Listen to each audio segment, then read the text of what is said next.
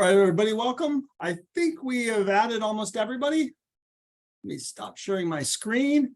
And I can't see you all, but hopefully you can see me. My name is Jeff Tang. I'm Associate Dean of the College of Integrated Science and Engineering.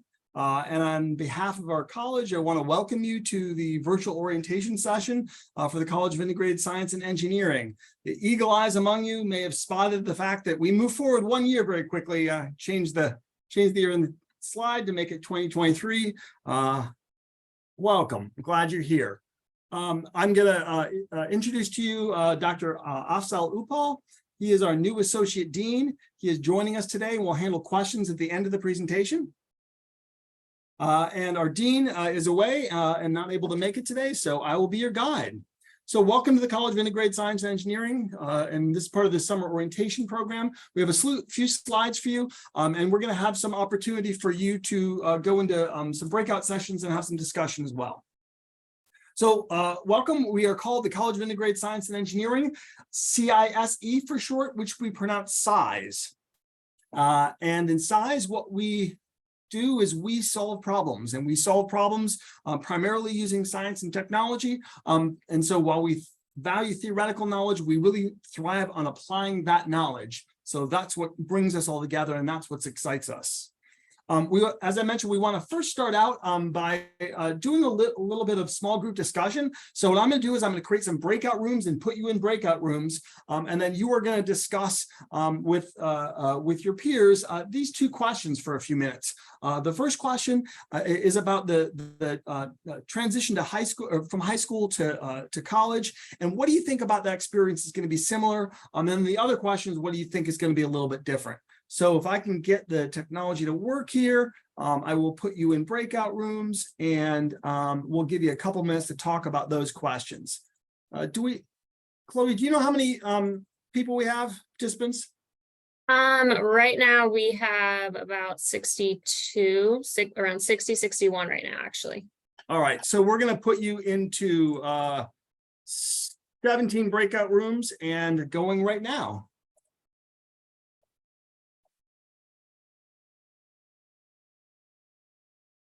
So join your room, answer those two questions, please. Bring it back in a few minutes. Thank you so much.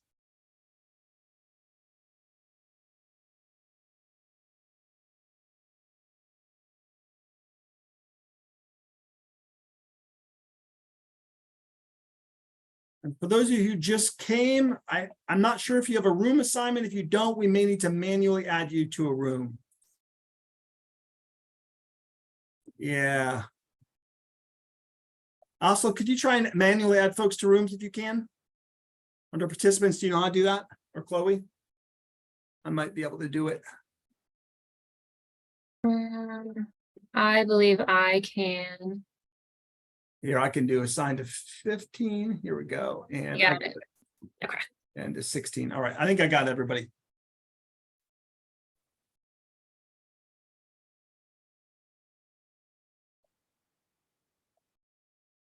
If you haven't joined your breakout room, please do that, and we'll bring you back in a couple minutes after you've answered those questions. Talk about with your peers.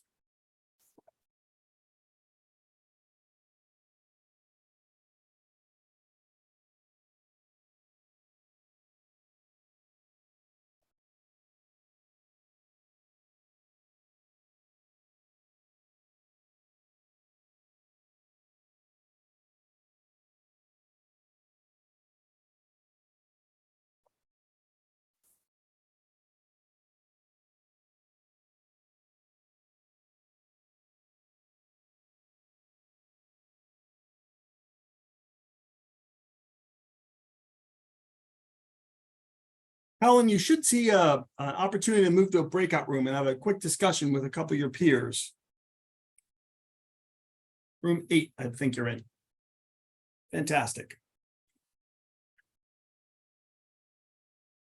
Also, Chloe, you don't get rooms. Sorry. No, I was in room 10, but I opted not to.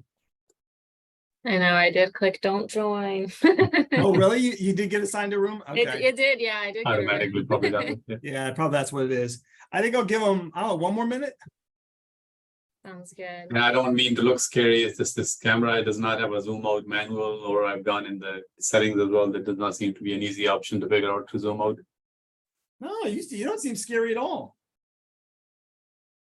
I mean, It's the mustache. pressuring people into eating too much fish, maybe, sure, but not really scary.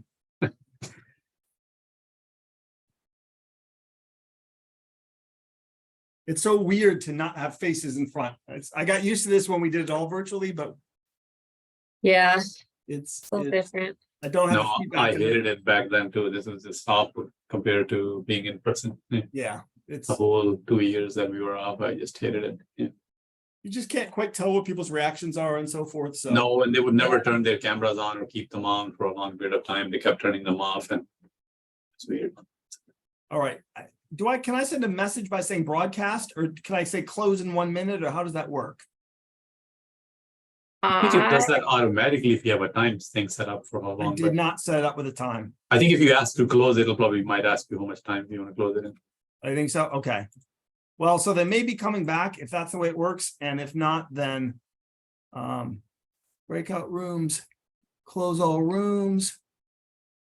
Oh, yep, 60 seconds. So we probably took longer than we should have for this one. That's fine. I'll make it up later on.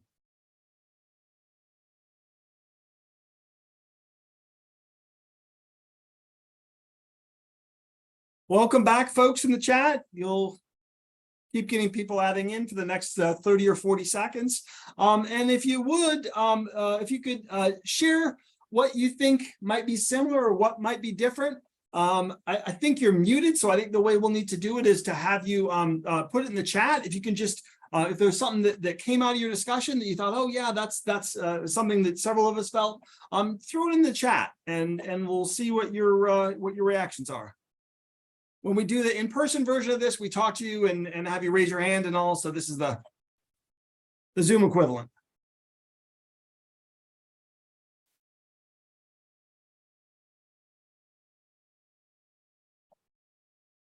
All right, do we have everybody back? And people are just being shy about putting their comments in the chat.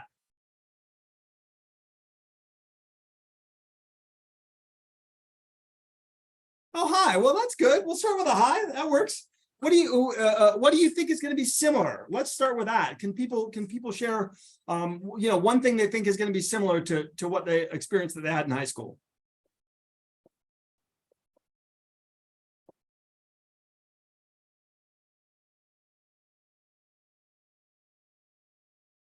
Class change. Okay. Yeah. Meeting new people. Yeah, the question was what's going to be similar, and so I think you're putting some great answers in here. A lot of it's meeting new people, a lot of adjustment. For some of you, you may not have done that for a few years if you've been in the same high school for several years, but certainly having classes, taking multiple different classes, those are things that are going to be pretty similar. And presentations, absolutely, that's true as well. That you will have presentations at some point. You may or may not have too many your first year. Let's talk about the things that we think are going to be different as you come. You have thoughts about some significant differences from what? Okay, so the answers are more studying. Probably true, depending on the high school you went to, depending on the class you take, but probably a bit more studying. Certainly more work outside of the classroom. In high school, you spend more time in class and aren't expected to work quite as much outside of class. When you come to university, you spend more time working out of class than you do in class. More freedoms is absolutely true. Study habits may be similar, may be different. More independence, you have freedom. A lot of you have gotten that one. And I will note, I'm not sure I see anybody else. Oh, yes. Yes, we have someone saying dealing with time management while having more freedoms. That's the flip side of it, right? It's tricky because you get more freedom, but along with more freedom comes more responsibility. And so you have more responsibility for your time, using your time, kind of figuring out how you manage everything and make it all work together. All right, so after a little bit of a slow start, you all came up with some fantastic answers. I think that's kind of spot on. Appreciate you sharing. We came up with a couple answers that we've noticed over the years, and I think there's I'll highlight one of the similarities, which is that balancing school and fun, right? So that's something you've done before. As many of you noted, there's more freedom now, but it isn't that you are in class all the time. It's not that you're working all the time. There will still be an opportunity to have fun, and I think finding that right balance can sometimes be a challenge for new students, but I think it's also a great opportunity. It is something you're used to doing. You just have a little bit more freedom in doing that at university level. And then, one of the differences I would really emphasize is the responsibility for your own education. In high school, you typically had a teacher saying you have to do this, looking over your shoulder all the time. Here, there's a lot more possibilities. There's a lot more that you have control over when it comes to classes, which you've already registered for, when it comes to, how you're going to do your assignments. There's just a lot more freedom and a lot more responsibility falls onto your shoulders than what you're used to in high school. All right, we're going to do another quick discussion, and that is going to be about how you think you're going to handle the challenges that come with some of the differences. You've talked about some of the differences from high school, and you think about some of those things may be challenging. I'm going to send you to breakout groups again, where it's going to take a couple minutes to talk about how you're going to handle some of those challenges. If I can just get you set, breakout rooms, and I think we'll do open all rooms. All right, you should be set to go back to your rooms, and the person who isn't assigned, I'll assign you right now. Assign to go.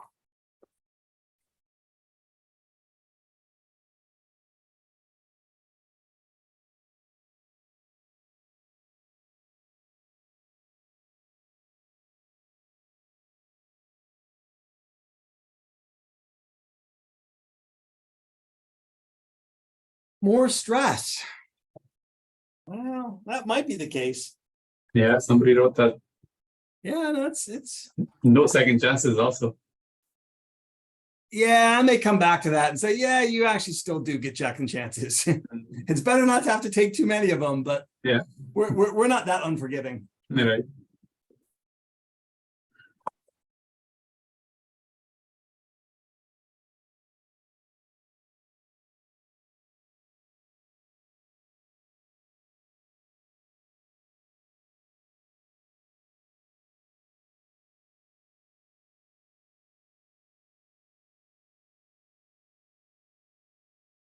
Huh. So also, Yeah. CJ Hartman, who I don't think you've met CJ yet, just shared an article with me from UC Boulder. Yeah. That 14 of their UC Boulder staff members received e-bikes. Oh, nice. I don't know if this is for e-bikes for work or.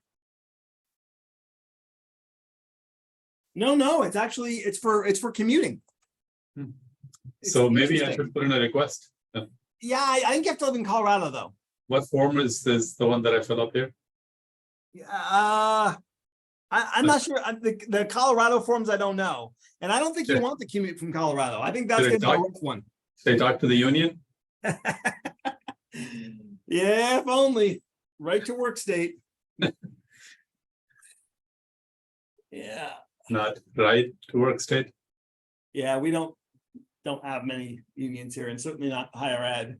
Yeah, there's goods and bads that come with that. It's a mixed bag. I know people who work at unionized campuses, and there's some advantages to them, but there's some disadvantages too. So. Yeah, I know Toledo was unionized, and then Dell in Canada, I think most universities are faculty are unionized, so.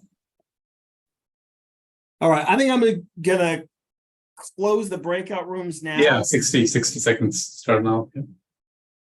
As soon as I can find it, breakout rooms, close all rooms.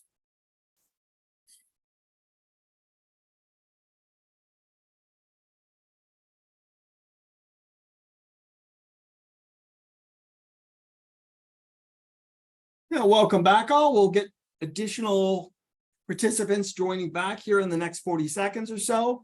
I'm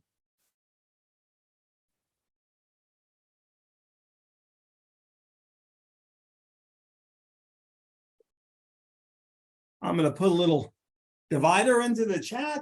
And if you can share one idea that you had about a way that you might handle some of the challenges that come with those differences in adjusting to life at university. If you can add those into the chat, we'd appreciate it. And I think you can see from the answers to the first questions, there's a lot of common themes that are coming up. So it's not surprising, right? What you're experiencing, what you're thinking about is probably similar to what some of your colleagues are thinking about. All right, John saying, make a planner and schedule to help manage your time. Fantastic idea. I love that idea, John. Thank you for sharing it with us.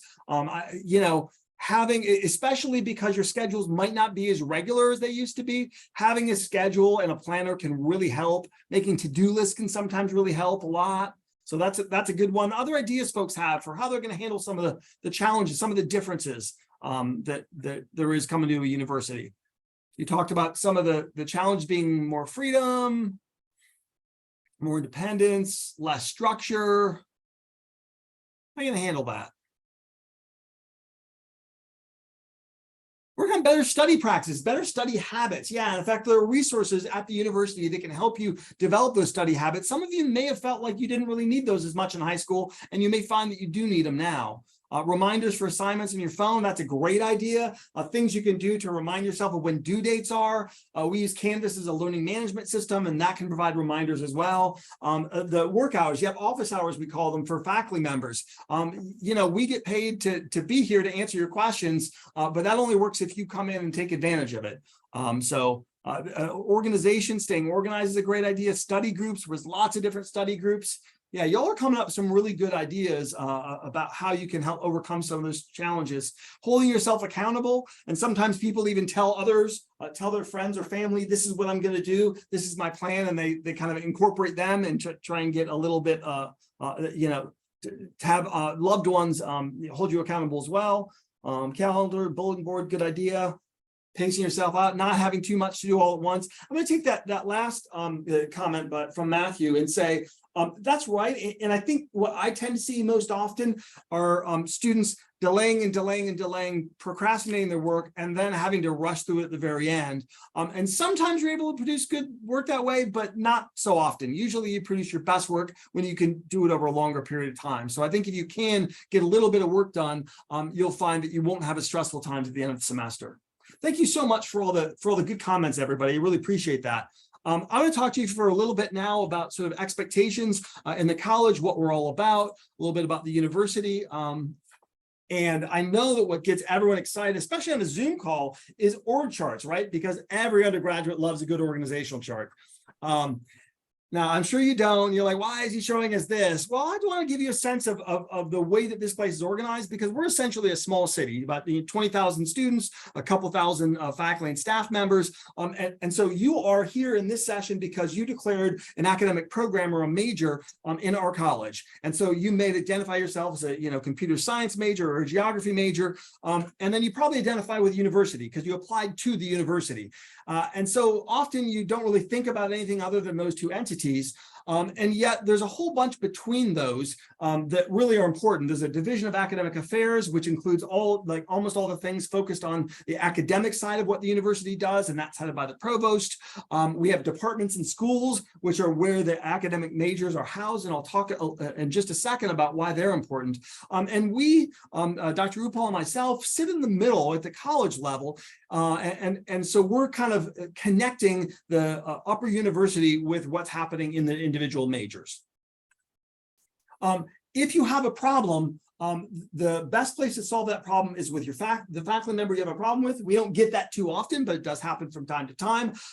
Very often it's a miscommunication. You can work it out with the faculty member. If you can't, the next best place to go is to the academic unit head, the department head. And this person is the boss of the faculty members in the department. And so they can usually help to get problems addressed if something turns up or there's an issue with a class or something like that. In computer science, that's Dr. Sharon Simmons. In engineering, that's Dr. Bayo Agundapi. In integrated sciences for geography and intelligence analysis, that's Dr. Henry Way. And in School of Integrated Sciences for the Department of, or the program in Integrated Science and Technology, that's Dr. Steph Stockwell. So note one thing you shouldn't do is go directly to President Alger if you have complaints or challenges. Tempting though that may be, President Alger is never going to solve the problem with your faculty member. He's actually just going to bump it right down the line, and it'll just take longer and won't get solved as effectively. Oh, am I not sharing my screen? Oh, I am. Okay. I think I am. Yeah, you can all share. Okay, good. Now, you might be wondering, okay, so I showed you this bit of an org chart, and I talked about what the college is, and you might say, well, why do I care about the college? And for many undergraduates, they don't really care all that much, and they don't really even know what college they're in until they get to graduation. But there's a few things that we do that I think you ought to know about. One is that we connect that upper university with the departments and with the programs. And importantly, we advocate for resources. So we make sure that there's enough faculty, that there's enough rooms and spaces. We make sure there's the proper equipment. And so we do a lot of the sort of logistics that keep things running so that if we're doing our job, you don't necessarily notice us all that much. If you do really, really well, you might actually get an email from the dean congratulating you for being on the dean's list. If you really struggle academically, you'll have to you'll hear from Dr. Upal or myself regarding academic probation and suspension. But a lot of the other things that we have a rather smaller presence than what you might think, and yet it's a pretty important role that we play. What can you expect when you come to our college? Well, there's different experiences, but there's a few things that I think are fairly common across pretty much all of our majors. And that is, you're going to have small classes. That's especially true in the junior and senior year, but it's really true of almost all the major classes in our college. And that's for a pretty simple reason, which is that we have a whole lot of lab classes. And lab classes have a really natural maximum, which is the number of stations you have. For our computer labs, that's about 30. In our the rest of our labs, it's usually around 24. And so it tends to be your classes that are that size or a little bit smaller. We also have state-of-the-art equipment and facilities, and importantly, those are facilities that you get to use. It's equipment that you get to use. There is not a single piece of equipment or a single instrument on our side of campus, and maybe not on the whole campus, that isn't open to undergraduates being able to use, at least some undergraduates, depending what major you're in. And that's really because our focus is on your education, that we hire faculty who are really dedicated to undergraduate education. Those are the people who come to JMU. And so we really have a long-term commitment to becoming great teachers. We like to do it. And so you'll get a lot of different learning styles. You'll get some lecture, you'll get some discussion-based learning and seminar-style classes, a bunch of labs. You'll get flipped classrooms where you watch the lectures at home and then do an activity in class. A lot of team-based learning, a lot of different approaches and a lot of flexibility that you'll see and you'll expect when you comes to instructional styles. When you compare size to the other colleges at JMU, the thing that makes us distinctive is that we have an applied science and technology focus. For those who are really more interested in science and mathematics, producing new knowledge and knowledge of the natural world on its own, that's really more in the College of Science and Mathematics. In our college, we focus on the application of that knowledge to solve human problems. So that's what motivates us. We like to sort of see problems, and especially we like to focus on complex problems and figure out how we can address some of those important social challenges. So we primarily focus on science and technology, but we keep in mind that there's a human element. I'm particularly aware of that because my background is not in science or engineering. It's actually in history. And I do this sort of social aspects of science and technology. And there's a number of my colleagues who are like me with that kind of background, because you can create the best technical system in the world, but if it doesn't fit in with the culture where you're trying to implement it, or it doesn't fit in with the economic or the social structures, you'll find that you can very quickly have a failed technology, however technically elegant it might be. So we do always want to keep in mind why we're creating technologies. It's to make us better off, and it's to help address some of those really complex social challenges. Now, because we don't focus on simple problems, we really emphasize the importance of diversity and working with people who are different from you. And that's because there's a bunch of literature that shows that for a very simple problem, what you want to have is a team of similar people, homogeneous teams, so that they see things the same way and they very quickly come to a solution to that problem and then move on. But we don't care as much about simple problems. We care about complex problems. And complex problems If you have a very similar team, a homogeneous team, they will very quickly come up with an answer, and it's often an answer that will exclude particular groups or other perspectives, and they'll take too narrow of a view. And complex problems don't have singular, straightforward solutions. They have many different potential solutions and ways to go that sort of help some and hurt others. And so being able to work with people who are different from you, whether that's in terms of gender, ethnicity, economic background, geography, religion, nationality, whatever it is, having that experience of working with and encountering people who are different is really important. It's really valuable. And we do a lot of teamwork and try and encourage you to get out of your comfort zone and work with some people who are a little bit different from you. Something we really believe in. I'm not going to talk too long about the majors in the college. You'll have an opportunity to interact with your academic advisors, or maybe you already have. I'm not sure the timing for the virtual day. I think it's a little bit different than the in-person. But I will briefly go over the different majors that we have for undergraduates in our college. We share a biotechnology program, but those students go with the College of Science and Math, so I'm not going to talk about that, but I will talk about the other majors. In the Department of Engineering, we have a single program. It's a multidisciplinary program in engineering. It is ABET accredited, but it doesn't teach engineering from a disciplinary perspective like many programs do. It focuses on either mechanical or electrical or environmental or whatever you choose. It takes a broader approach that teaches engineering principles, but across multiple different engineering disciplines. It focuses on sustainable design and has a 2-year capstone project. The Department of Computer Science has one of our oldest majors in the college, computer science major, which focuses on secure software development, a lot of sort of programming, creating new systems, but you also have to understand the sort of science behind computing, how computers work and architecture and so forth. It also has one of the newest majors is the information technology major. We just got that approved by the state last year. And it focuses, it's also in computing, but it is a little bit more focused on networking applications, security, and thinking more about the hardware side of things, whereas computer science is primarily focused on software issues. The School of Integrated Sciences has 3 different undergraduate majors. The undergraduate major in geography is, you might think that you know what geography is, but often people have a sort of, elementary school version of it, which is state capitals and rivers. But really, geography is about understanding the importance of place and space in our lives. And if you think about the world that we live in and how important place and space is to all of us, you can see that it really is a powerful major. It has a track that's in human environment interactions, and then another track that's in geographic information science or systems, the GIS that you use when you're doing Google Maps or something like that. The intelligence analysis program is not about training spies. And so if you want to be the next James Bond, I'm not saying you shouldn't be an IA major, but I will say that we're not going to help you become a spy. What we'll do is we'll help you to think critically and try and understand situations, especially where there's a lot of uncertainty, potential deceit, to try and understand better what's happening or what is likely to happen. And that can help decision makers come up with better decisions. And so intelligence analysis is usually thought of in a national security context, and that is certainly a route that some of our students take, but it's also used in business and law enforcement, a number of other areas as well. And then finally, the integrated science and technology major is, I think, the most unique major on campus. We've never really found another one anywhere in the world quite like it. It is a sort of multidisciplinary problem-solving major that really focuses on that really focuses on understanding the problem and then thinking about systems and then approaching those systems from a holistic perspective, seeing the problems in the context of the systems they're a part of, and then trying to figure out how we start to address some of those complex challenges, mostly using science and technology. All right, I think I've covered those well enough. Oops.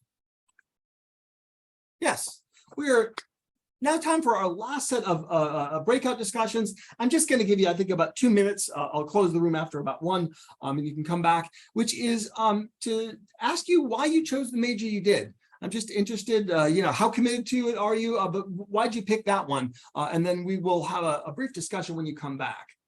So let me get the breakout rooms again, and here you go.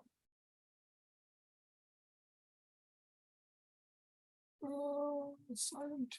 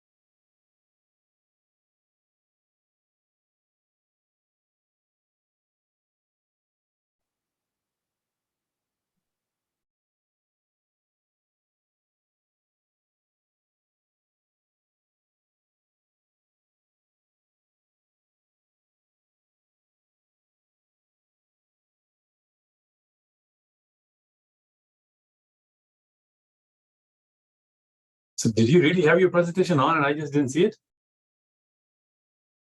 I thought I did. I looked at it. It looked like it was on, but if you didn't see it, then I'm guessing others didn't see it.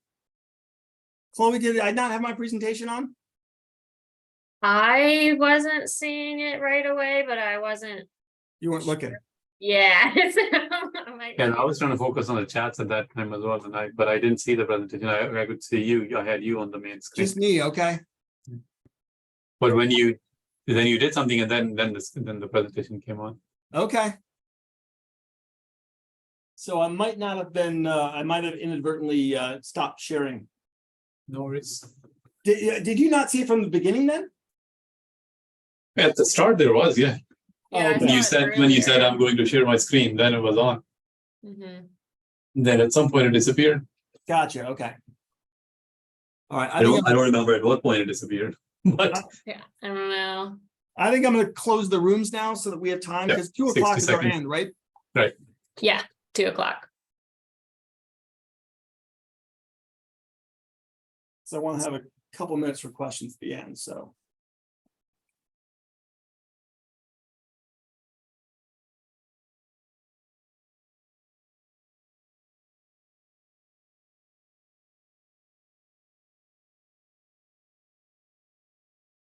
Welcome back, everybody, from your chat rooms.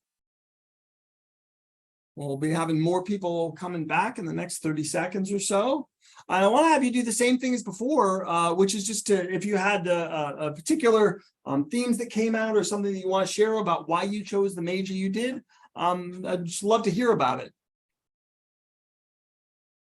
And you can just put it in the chat. Again, when we do this in person, we kind of call in people and so forth, but the Zoom technology is a little bit different. So. And there's no real right and wrong answers for when it comes to choosing a major, so. Yeah, okay, classes that you took in high school. This is actually probably one of the most common things, is you took a class in it in high school, and you liked it. And you're like, well, maybe I should, major in that, I like the class, I'm pretty good at it, I'm gonna do this. And another one who's like, well, I'd already taken classes like that, so it's a certain continuity from the things that you had taken and were good at in high school.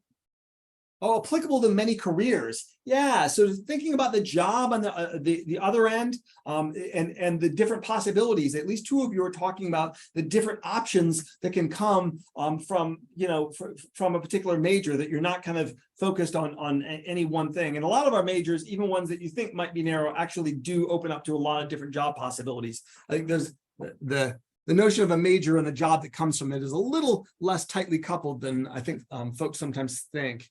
I already know how to code with Java, could feel good about pursuing a career. Okay, that's pretty good. I mean, if you come in with strengths, either there's sort of knowledge that you already have, things that you like, or natural abilities, those can be really good reasons to pick a particular major.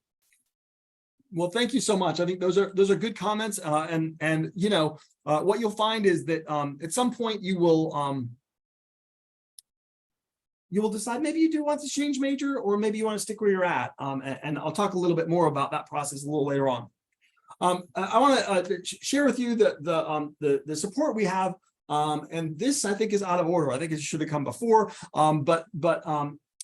We have a mentorship program that we're collaborate with a company called the Mentor Collective to offer you the opportunity to have a mentor and to get support from somebody in the college, may or may not necessarily be in your major, but provide support for you, somebody to go and ask questions. And if you want, something that's not in a kind of official answer, but from a student who's just a year or two above you, having a mentor can be a really nice, comforting thing.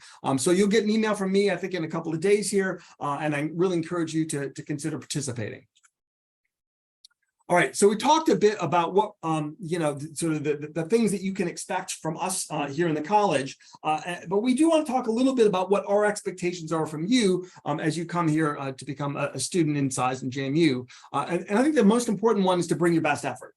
That if you struggle in something, you really want to know that you struggled because natural ability or whatever, and not because you didn't try, because then you really don't get to find out a lot about yourself if you don't actually give your best effort. So devote yourself to it, devote yourself to academics. We also want you to have a certain bit of humility. And I think for some people, this is easy, and for some people, it's really hard. You can learn a lot from other people, not just faculty members, but from your fellow peers, right? So understanding that, while you have a particular idea about something, maybe someone else's idea is equally valid. And so having that humility could lead to a whole lot of learning that is otherwise difficult to access if you're not open into listening.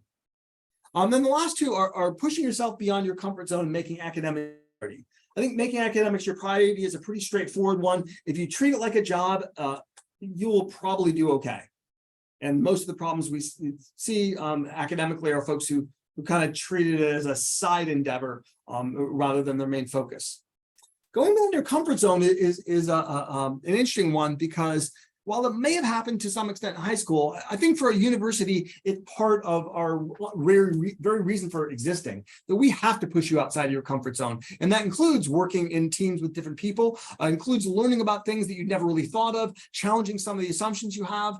And so, if you leave JMU and you haven't been challenged and haven't been pushed outside your comfort zone, I would say that we haven't really quite done our job. So expect that. It's going to happen, and that's a good thing. So I'm going to talk a little bit about the university. Again, I mentioned at the beginning this sort of org chart, and the university, the JMU is the kind of largest entity. And so being in size means that you are still part of JMU, and so you still do things that other JMU students do, including taking general education classes. And I know sometimes students view general education classes as something to get out of the way rather than a sort of great opportunity. And I really, I am not a fan of that way of thinking. Because I really think that having an understanding of different ways of knowing, being exposed to different genres of knowledge, which is what the general education program does, that is valuable in and of itself. When you are asked to work with other people later in your career, it won't just be working with other computer scientists, it'll be working with people from all over, including artists and humanities folks and social sciences. And those are different ways of thinking, and having exposure to that really is going to benefit you when it comes to those things. It also gives you a breadth that some other technical majors don't have. And if you think about the changes that we've seen in the economy over the last 20, 30, 40 years, and think about the next 20 or 30, 40 years, what's likely to be your working career, it's not hard to imagine that things might get turned upside down. And so having a broad approach where you are able to go beyond just your narrow area of expertise, I think is incredibly valuable.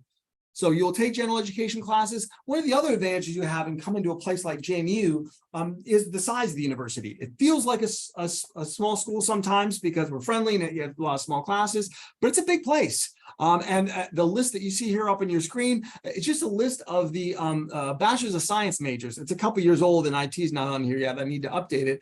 But these are just the Bachelor's of Science majors that JMU offers. Doesn't include the Bachelor of Arts majors, doesn't include the minors that we have.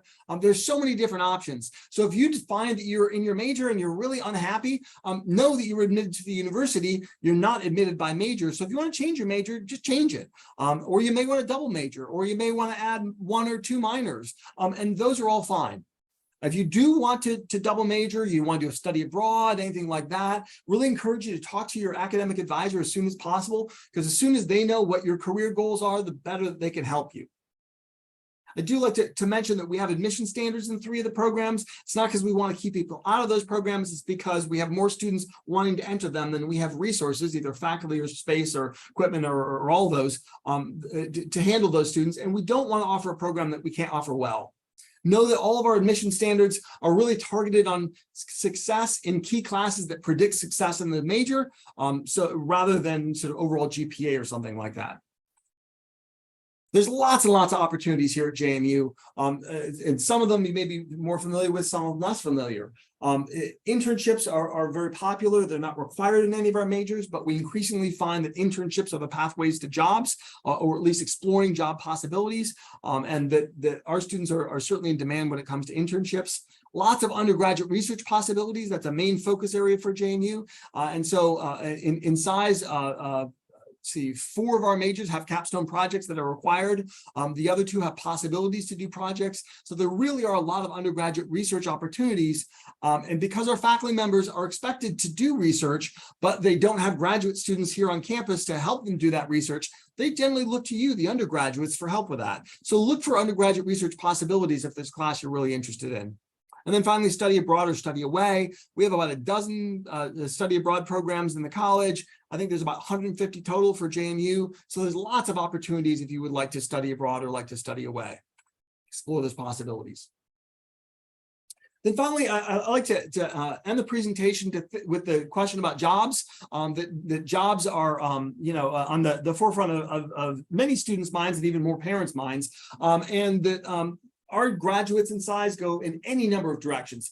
So many of them get jobs with businesses or government entities, agencies, but quite a few go to graduate school. A few start up their own companies based upon research that they've done in their capstone project or an idea that they have. Some of them go on to do service work, and really all of those can be successful. I mean, we don't measure success just by dollars or anything like that.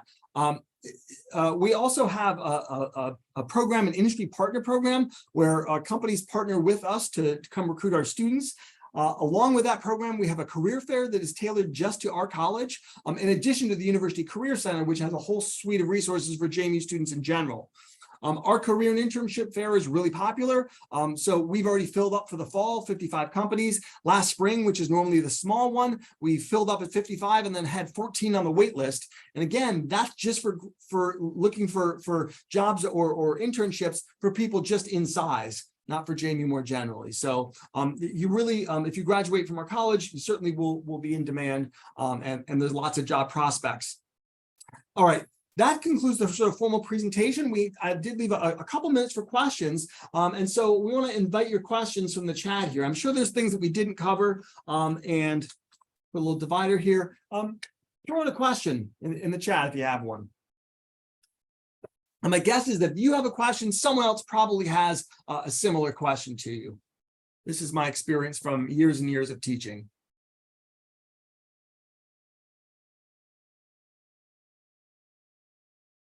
It's harder in Zoom. I can't call on people as easily as I can. What kind of internships have you seen computer science majors go into? Well, I mean, so the kind is pretty easy to answer. So they tend to be programming kinds of positions. In terms of the placements of them, a huge range. And so I don't have the data at my fingers, but I know some of them work for sort of very large companies that you would have heard of, a company like, sort of Google or I'm trying to think of Cisco or, something like that. But honestly, a lot of our computer science majors also do internships at companies that you wouldn't think of as computing companies, but there's some computing role that happens there. So it really is a wide array of different possibilities. And you might also ask your advisor if they have a list of different places that there's internships. Internships can come from lots of different areas. And computing, especially right now, there's lots and lots of internship options. A requirement for laptops that you need, you can check the university bookstore. They have information on that. And you can also ask your advisor about the recommendations that they have. I'm not sure if computer science is requiring laptops now. I don't think anybody else, actually engineering is. So I would check with your academic advisor. And if they can't answer it, they can point you to the person who can. I get in trouble when I try and talk about technical specifications for laptops and different units. Please do know that we have computer labs though. So even if you don't have a laptop, it doesn't mean that you're not going to be able to do your work. You can come and use our labs, and the building is open for majors, almost all the time. CS internship opportunities for freshmen on campus. On campus, no. We don't really have many internships on campus. Are there opportunities that will out in industry? If you know how to program, you probably can find an internship opportunity, is my guess. Right now, we're still seeing huge demand in the computing field, and so it tends to be, something that the possibilities are significant. I think probably even after a year.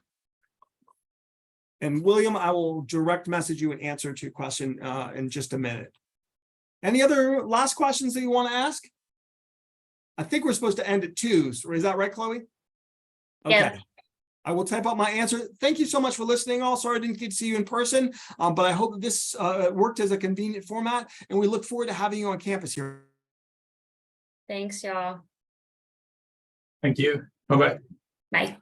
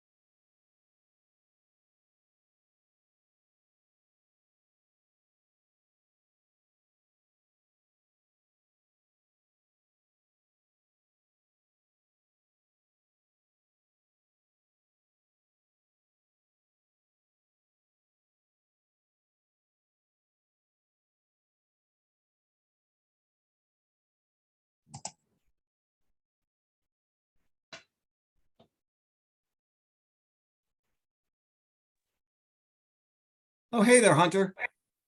I was wondering what was going on. Yeah. I heard in like the last chat room, we were meant to receive an email from somebody about a meeting time between like 2 to 4:30. Okay, is that what it And- is? All right. Yeah. And what's your major? Information technology. Okay, I'm guessing that would be Dr. Samuel Tawab. You haven't heard anything? I've been checking like for a while now. I haven't received anything. I heard maybe around 2-ish would be the latest and still nothing. All right. Can you put your last name and your email in the chat? Yeah. And then what I will do is I will email the person who I think is responsible for that. And then try and connect you or see if reach out. Because I don't handle that side of it, but I can get in touch with whoever. What can you get in the chat? If you just give me your last name, because all I have is Hunter, I'm not sure what your last name is, and an email that they can reach you at. And I'll just copy that into an email to them. And hopefully you'll hear from somebody, because you do want to do that advising session. It's super helpful.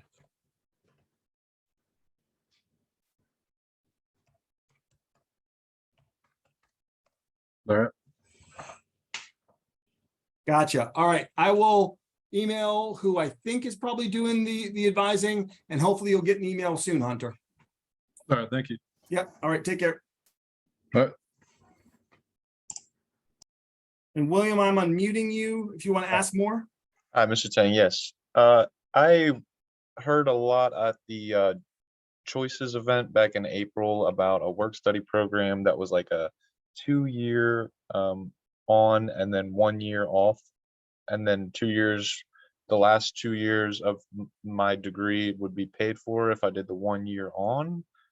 something like that. I believe the director of the engineering presentation. That's Explain. Dr. Gundapi. Okay. Yeah, okay, sorry. So that's the work study means something different than what I'm hearing there. I think you're Okay. talking about a co-op program. Yes. That was the word I was looking for. Co-op You are program. Yes, sir. talking about a co-op program. All right, that is currently being sort of constructed. Okay. So I don't have additional information on that because this is brand new. This is something engineering's excited about and they're trying to launch. And this is pretty common with engineering. Co-op programs are pretty common with engineering programs across the country.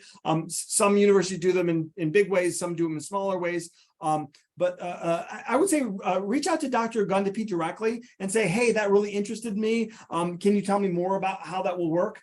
Because he's been the one working on the details, but that's what you're talking about. It's a co-op program. Okay, great. So it's still in the works then. Yeah, we haven't actually started any students yet, and we're trying to figure out the logistics of how we work with the companies. Basically, they're complicated to run, Right. and so, but he's very committed to doing what we can to open one. The Commonwealth of Virginia is very interested in internship programs and sort of job related programming. So it's something that I think there's support for, but there isn't. We don't have a history of doing it here at JMU, but it's something that Dr. Gundapi I think feels very strongly about. So I'm pretty sure it's going to come, and you're probably entering at the perfect time. If you were a junior, I'd be like, yeah, okay, too late. You know, and even a sophomore, it might be a little bit tricky, but as you're just entering now, you know, hopefully that will be, I think we're hoping to have for the first people start this year. I have not heard about the whole paying for the second 2 years of college part. You know, he knows more about this than I do, but certainly I know there's plenty of companies who are looking to hire engineers. So it wouldn't shock me if some companies might be willing to sort of pay for some of your education in exchange for an agreement that you're going to come work for them. Okay, yeah, then no, that makes sense. I'll definitely have to contact. How do you pronounce it? I'm sorry. Yeah, no problem. It's a little bit tricky, and not everybody here pronounces his name correctly. Bio is what we call his first name. It's Adebayo is his technical name, and his last name is Agundapi. It's actually technically Agundape. But and I don't even really have that right. I know enough to know I don't have it perfectly pronounced, but he'll take either though. He won't he is very chill about it. Yeah, he's okay. I think he's used to having his name, you know, just butchered by all kinds of people. So he's not uptight about it. So yeah, perfect. Yeah, I appreciate Dr. that Gundapi is the one to reach out to. And I'm sure he'd be happy to answer questions. As I said, he's really excited about it. So that I do know. Okay, yeah, definitely. Because I'm right now I'm just trying to look for something that could, you know, a company that could kind of help pay for the last 2 years. Yeah. Or kind of contribute at least. Yep. So I could also is the work study affiliated with that at all? Do those correspond at all? No. So that's what I thought you were asking about. There is a federal work study program, and there's specific rules about who's eligible for that program. I'll admit I don't do a lot on the financial aid side, so I don't know exactly who qualifies and who doesn't. But there is a sort of an official federal work study program, and then there's different offices can basically say we'd like to have a work study student, and then they kind of match you up with a sort of a job on campus for I don't know how many hours it is, 10 hours a week or whatever.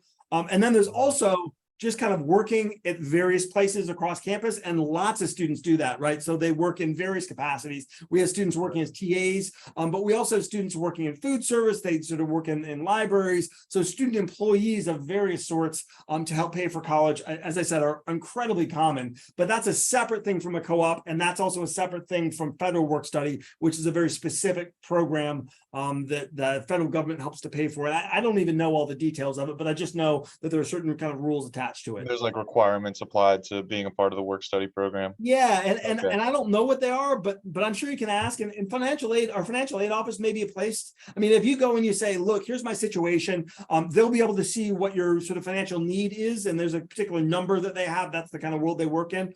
There's a sort of FAFSA is what you would fill out. I'm guessing you filled one out, and then they could say, well, here are the things that you qualify for, here are the opportunities, and they could kind of point you in the right direction for some of those resources, because I don't know about those unless they're on the academic side, because I'm really just focused on the academic side of things. So they would probably be your best bet, the financial aid office. Okay, great. All right, yeah, that's definitely what I'll definitely do then. I'll have to contact Dr. Gundy. Agunda P and see about that co-op program. I really appreciate your time, sir. Cool, you're very welcome. Glad to have you join us in the fall. Yes, sir. I'll see you hopefully on campus sometime. Fantastic. Thank you, and take care. Thank you, sir. Bye-bye. Well, we survived. Went well. Yeah, I mean, it was okay. It's it's hard when you can't see them. Yeah. And Oh, so, I try and get some of my excitement, but it's No, it was good. I thought you were appropriately excited. It didn't come out Okay. as Good. poor. All right, I guess we'll end this because you're like. Okay, sounds good. Okay, bye.